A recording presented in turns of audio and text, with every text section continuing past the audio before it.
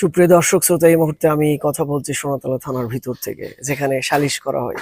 সবচাইতে উল্লেখযোগ্য বিষয় হচ্ছে পুলিশ কমিশনে যে কয়টি পরিবর্তন আসছে তার মধ্যে হচ্ছে আগে ডিজিটাল সিকিউরিটি অ্যাক্টের অধীনে যে কাউকে যে কোনো সময় অ্যারেস্ট করতে পারতো, সাদা পোশাক পরে মাইক্রোতে নিয়ে যে গুম খুন বা যে কোনো কিছু করতে পারতো, কোনো হদিস থাকতো না। কিন্তু সবচাইতে বড় পরিবর্তন যেটা আসছে, কাউকে অ্যারেস্ট করতে চাইলে তার সেই অ্যারেস্টের কাগজ থাকতে হবে, ডকুমেন্ট থাকতে হবে। পাশাপাশি কারো বাড়ি, দোকান, অফিস তল্লাশি করতে চাইলে সেটারও লিখিত একটা ডকুমেন্ট থাকতে হবে। শুধু তাই না, সেই বাড়ি, অফিস কিংবা যে কোনো ব্যবসা প্রতিষ্ঠান তল্লাশি করতে চাইলে সেই এলাকার জনপ্রতিনিধি কিংবা গণ্যমান্য কোনো ব্যক্তির উপস্থিতিতে সেই তল্লাশিটি করতে হবে।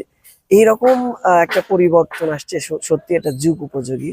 সেই সাথে আমরা আশা করতেছি পুলিশ বাহিনী কোনো দলীয় বাহিনীতে পরিণত হবে না, মানুষকে বিনা কারণে হয়রানি গ্রেপ্তার করবে না, সেটা আশা রাখি।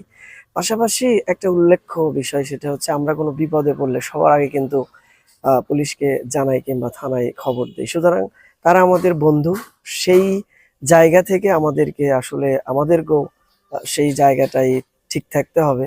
সব মিলিয়ে আমি চাইবো যে আগামী দিনগুলো অবশ্যই এই বাহিনী জানমালের নিরাপত্তা দিবেন এবং দেশের শান্তি শৃঙ্খলা রক্ষায় অবশ্যই অগ্রণী ভূমিকা পালন করবে বলে আমরা আশাবাদী। পাশাপাশি সব বাহিনীতেই কিছু কুলাঙ্গার থাকে, সুতরাং ভালো মানুষের পরিমাণটাই বেশি আছে আমার মনে হয়, কারণ এখন পর্যন্ত এই বাহিনীগুলো টিকে আছে।